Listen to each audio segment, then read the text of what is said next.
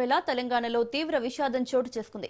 నిషేధిత చైనా మాంజా ఓ వ్యక్తి ప్రాణాలను బలిగొంది. సంగారెడ్డి జిల్లాలో జరిగిన ఈ దుర్ఘటనలో ఉత్తరప్రదేశ్కు చెందిన అవిదీష్ అనే వ్యక్తి మృతి చెందాడు.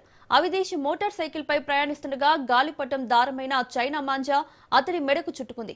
దీంతో గొంతుకు తీవ్రమైన గాయం కావడంతో అధిక రక్తస్రావమై అక్కడికక్కడే ప్రాణాలు కోల్పోయాడు.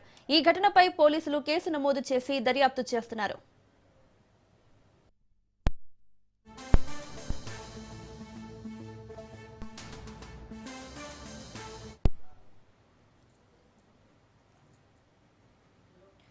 మరోవైపు నగరంలో చైనా మాంజా విక్రయాలపై పోలీసులు ఉక్కుపాదం మోపుతున్నారు.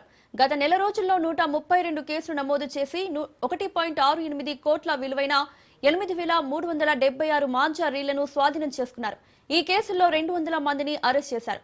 నిషేధిత మాంజాను అమ్మినా, కొనుగోలు చేసినా జైలు శిక్ష తప్పదని కమిషనర్ సజ్జనార్ గట్టిగా హెచ్చరించారు.